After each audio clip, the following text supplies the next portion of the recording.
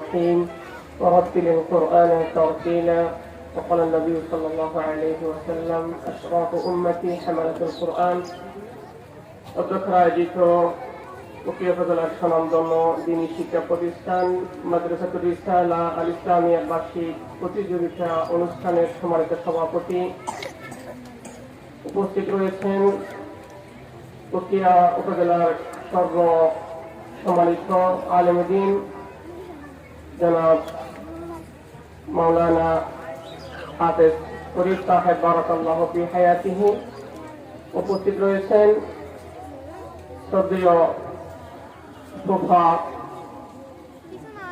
উকিয়া উপজেলার সম্মানিত আলেম দ্বীন জনাব মাওলানা কাজী হারুন সাহেব বারাকাল্লাহু ফি হায়াতিহি। আর উপস্থিত রয়েছেন দারুত তাহজিব মাদ্রাসার সম্মানিত পরিচালক ইত্তেহাদুল মাদারিস বাংলাদেশ উকিয়া উপজেলার সম্মানিত সভাপতি জনাব মাওলানা আব্দুল সাত্তার সাহেব বারাকাল্লাহু ফি হায়াতিহি সহ সরকার উলামায়ে ইকরাম, সম্মানিত অতিথি, অভিভাবকবৃন্দ ও সামনে উপস্থিত কোরআনের পাখিরা, সর্বপ্রথম মহামালিকের শাহী দরবারে কালিমাতুল শুকর পাঠ করছি যে আল্লাহ পাক আমাদেরকে একটি দ্বীনি প্রোগ্রামের জন্য কবুল করেছেন, একটি দ্বীনি অনুষ্ঠানে আসার তৌফিক দান করেছেন, আলহামদুলিল্লাহ।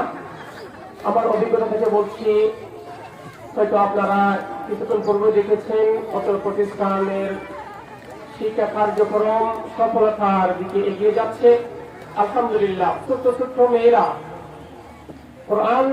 কোরআন প্রতিযোগিতায় তাদেরকে আয়াতের একটি অংশ বুঝিয়ে দেওয়া হয়েছে। আয়াতের তারা ধারাবাহিকভাবে এত সুন্দরভাবে উপস্থাপনা করেছেন, শোনার কোথাও আটকাই নাই, আলহামদুলিল্লাহ।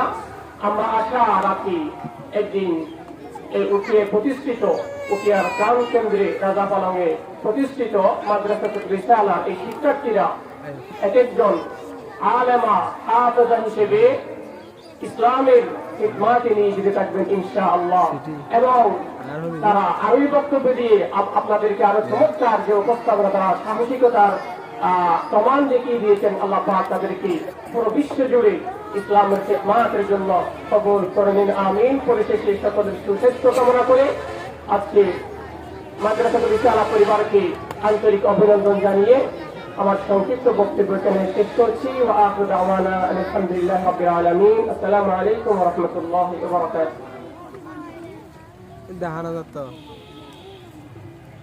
এবারে সংক্ষিপ্ত অনুভূতি নিয়ে আসছে অত্র মাদ্রাসার হিফজ সমাপনকারী